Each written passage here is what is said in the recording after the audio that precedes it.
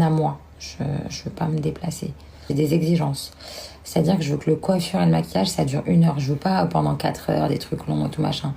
Je veux pas que vous me racontiez vos dos, qui que ce soit de mon... Bon, je suis pas complètement teubée. Je crois que j'ai capté pourquoi vous me l'aviez envoyé. Ben c'est parti. Je vous raconte aujourd'hui une anecdote sur Ayem Nour. Quand j'ai vu la story qui a été reprise partout sur TikTok, je m'attendais pas du tout à ce que vous me l'envoyiez. J'ai maquillé Ayem 2-3 fois. Dans ma vie, la première fois que je l'ai maquillée, c'était il y a quelques années. Pour faire les tests, elle devait me servir de modèle pour une masterclass. Alors comme j'avais un but précis, j'étais extrêmement concentrée. Alors à l'initiale, je suis pas très bavarde. J'arrive pas à m'étaler quand je maquille. Ça avait véritablement duré 1 heure, voire 1h30. La deuxième ou troisième fois que je l'ai maquillée, cette fois-ci, elle avait besoin d'une coiffeuse. J'ai ramené une de mes étudiantes. Bon, évidemment, je l'ai regretté. Quand j'ai vu la story d'Ayem, j'ai tout de suite compris à quoi elle faisait allusion. Parmi les gens dits influents, croyez-moi, nombreux sont ceux qui font semblant de s'intéresser aux gens, que ce soit leur staff HMC ou alors les gens avec qui ils travaillent. Ça me gratte là de vous donner des noms. Bon, c'est traîner, ça sert à rien, je veux pas le faire. Ayem, même si je sais que c'est pas la meuf la plus appréciée, sachez que contrairement à d'autres, elle fait pas semblant quand elle s'intéresse aux gens. Déjà, c'est quelqu'un, d'emblée, elle a la bougeotte. Elle fait que bouger dans tous les sens. Tu vas la maquiller, elle va se lever, elle va aller chercher un café, puis après elle va te demander si toi tu veux un café. Et alors si tu as le malheur de lui dire ouais pourquoi pas, et ben elle va aller te faire ton café. Et alors pour peu que tu ramènes avec toi une prestataire qui est un peu fanatique sur les bords, tu vas lui dire ouais moi aussi je suis de Lyon, ça y est, elle va vraiment s'intéresser à toi. Donc les gens en face, ils se sentent importants. Donc il commence à taper la discute. Ouais, je suis de là-bas à Lyon, je connais machin, patin, couffin. Trop hâte de raconter à toute ma famille, à tout mon entourage, à toutes mes clientes que j'ai maquillé Ayem ou coiffé Ayem. Et qu'en plus de ça, ben, on a tarpin parlé. C'est que du fanatisme. Le problème d'agir comme ça, c'est que quand tu as un timing à respecter, mais que elle veut pas te couper dans ton racontage de vie, elle s'intéresse vraiment à toi, elle te pose vraiment des questions, pas pour faire genre. Résultat, je suis pas prête pour ton PAT, ou pour ton événement, ou autre. Donc quand elle a fait sa story, j'ai compris à quoi elle faisait allusion. J'ai assisté à ces trucs-là, ces actions de fanatisme,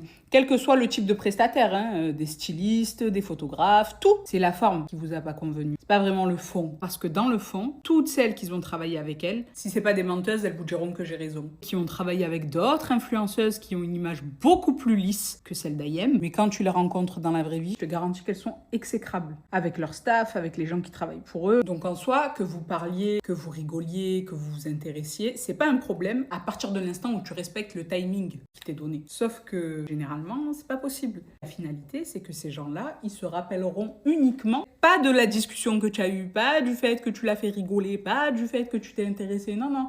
Elle se souviendra juste qu'elle n'a pas été à l'heure parce que tu as fait que parler. Ça voulait juste dire, les gars, je sais que j'ai la bougeotte. Ceux qui me connaissent, vous savez que j'aime trop parler, sauf que cette fois-ci, je peux pas. Venez juste me maquiller et vous repartez. A contrario, j'ai eu le cas de figure d'une artiste. J'avais été appelée par sa prod, je l'ai maquillée, tout s'est très bien passé. Elle m'a jamais rappelé. Et j'ai su 1 an après que c'est parce que j'avais pas assez parlé. J'étais dite trop professionnelle. C'est ces mots, hein. C'est les mots de son staff, pardon. Au début, il me dit, ouais, elle t'a trouvé tarpin froide. Je commence à... Tu peux me tacler de plein de choses, mais froide, réservée, mais pas... Il me dit, non, non, pas froide, mais tu as capté, elle, comment elle est. Elle a dit que tu n'étais pas comme telle maquilleuse. Telle maquilleuse qui est connue et reconnue pour avoir la beaucoup. Elle fait que parler. Chaque fois que je me suis retrouvée sur un tournage et j'ai entendu parler de cette maquilleuse, personne n'était jamais à l'heure. Nous, je t'avoue, ça nous saoule quand elle la veut, parce qu'on sait d'avance qu'on va jamais commencer à l'heure, parce qu'elle fait que parler, sauf que elle est rassurée. Parce que... comment dire, ben, elle lui lèche les pieds. Et c'est complètement ok, hein, parce qu'il en faut, ma foi.